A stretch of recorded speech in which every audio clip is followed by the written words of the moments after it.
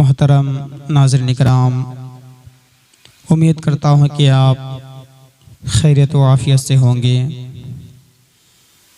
मेरे दोस्तों, मैं आप लोगों को एक बात बताऊं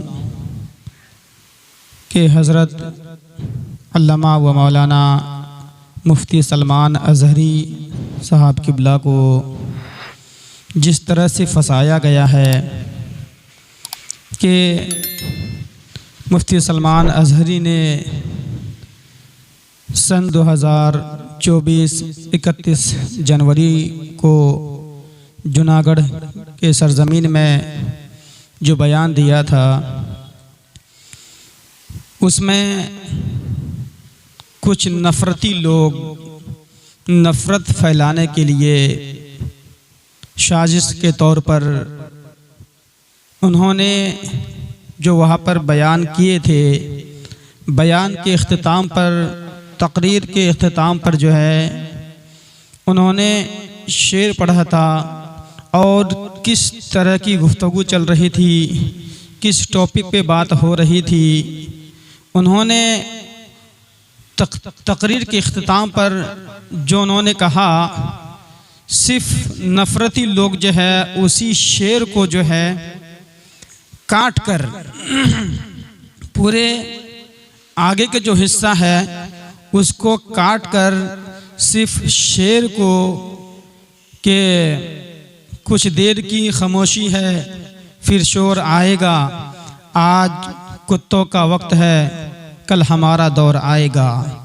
बस इतना शेर को उन्होंने काट कर, ये शेर काट कर निकाल दिए और इसी को वायरल कर दिए और इसी शेर को लेकर FIR दर्ज करा दिए।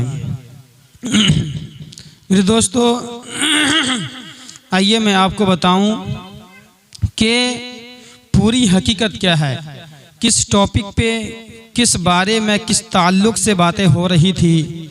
आइए मैं आपको पूरा का पूरा सुना रहा हूँ, आप इस वीडियो में जरूर देखें। क्या बेहतरीन हमें पैगाम दिया था। दुनिया आज हमें ये टोचन मारती है, ताने मारती है। तुम अगर सच्चे हो तो इतने मारे क्यों जाते हो, तुम इतने काटे क्यों जाते हो, फिलिस्तीन में तुम्हारा कत्ल क्यों इतना ज्यादा, इराक में, शाम में, यमन में, फिलिस्तीन और अरब में, अफगान में, बर्मा में, हर जगह तुम काटे क्यों जाते हो। ये बार बार जो सवाल होता है, क्यों मारे जाते हो, क्यों काटे जाते हो, उन जालिमों को नौजवानों जवाब इतना देना। मुफ्ती आजम ने हमें सिखाया था, हम परवाने हैं मोहम्मद रसूलुल्लाह के, तू शम्मे रिसालत है, आलम तेरा परवाना। और जो परवाना होता है वो मरने के लिए ही पैदा होता है, जीने के लिए नहीं आता है। परवाने की जिंदगी अपनी शमा की मोहब्बत में घूम घूम कर अपनी जान दे देना। और अगर हम किसी सरजमीन पर काटे जाते हैं, मारे जाते हैं, तो एक बात याद रखो, हमारे मर जाने से इस्लाम खत्म नहीं होता। इस्लाम को खत्म होना था तो करबला में खत्म हो जाता, लेकिन इस्लाम की ये सच्चाई है, इस्लाम जिंदा होता है हर करबला के बाद। लब्बैक या रसूल अल्लाह,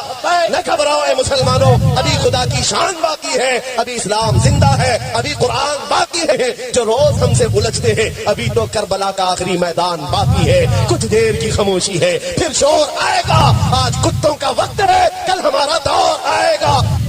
तो आप लोगों ने सुन लिया पूरी वीडियो कि मुफ्ती सलमान अज़हरी साहब ने किसी को टारगेट नहीं किया और ये नफ़रती लोग नफ़रत फैलाने के लिए इस शेर को किसी खास वर्ग के साथ जोड़ दिया और जोड़ने के बाद FIR दर्ज करा दिया। मेरे दोस्तों, ये अच्छे लोगों का काम नहीं है।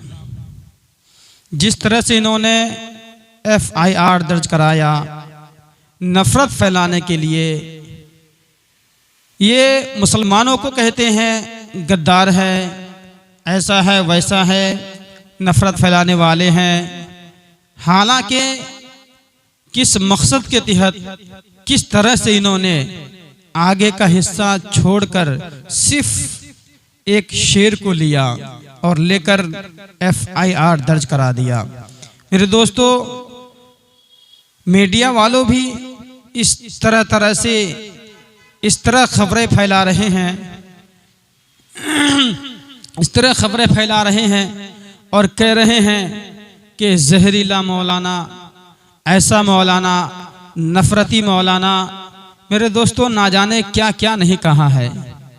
अगर ये जहरीले मौलाना होते, नफरती मौलाना होते, तो जब इनको पुलिस ने हिरासत में लिया तो इनकी मोहब्बत में जब सारे लोग इकट्ठा हो गए, भीड़ जमा लग गई, भीड़ वहाँ पे सारे लोग इकट्ठा हो गए, तो मुफ्ती सलमान अजहरी साहब ने ये भी बयान दिया था कि अगर आप मुझसे मोहब्बत करते हैं, अगर आप मुझसे मोहब्बत करते हैं तो आप ये भीड़ ख़त्म कर दे, यहाँ पर भीड़ जमा ना करे, आप जो है अपने अपने घर चले जाए, मेरे साथ जो होगा इंशाअल्लाह अच्छा ही होगा।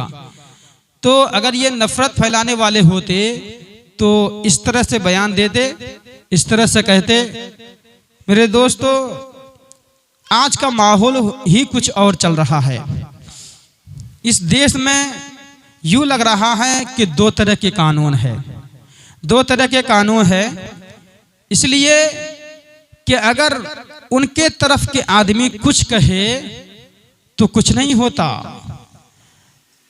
इस तरह से नफरती बयान, नफरत फैलाने के लिए, दंगा फसाद करने के लिए इस तरह से उनके आदमी बयान दे रहे हैं, लेकिन उसके ऊपर कुछ कार्रवाई नहीं होती है। और अगर मुसलमान थोड़े कुछ भी कह दे, हालांकि उनका टारगेट नहीं है, इन्होंने जो बयान दिया है किसी को टारगेट नहीं किया है, ये तो फिलिस्तीन के ऊपर बात चल रही थी। और इस दुनिया के हालात को मद्देनजर रखते हुए, हिंदुस्तान के भी हालात को मद्देनजर रखते हुए और इस दुनिया के हालात को मद्देनजर रखते हुए उन्होंने यह कहा था कि लोग तरह तरह के बातें करते हैं कि अगर मुसलमान सच्चे हैं, अगर मुसलमान अच्छे हैं, तो तुम लोग जगह जगह पे क्यों मारे जाते हो, जगह जगह पे क्यों काटे जाते हो। उन्होंने इस अंदाज से बोले हैं ताकि अपने कौम को बेदार करे, अपने कौम को जगाए। उन्होंने किसी मजहब को, किसी कौम को उन्होंने टारगेट नहीं किया था, सिर्फ वनली मकसद था कि अपने कौम को बेदार करना, अपने मजहब इस्लाम के मुसलमानों को बेदार करना।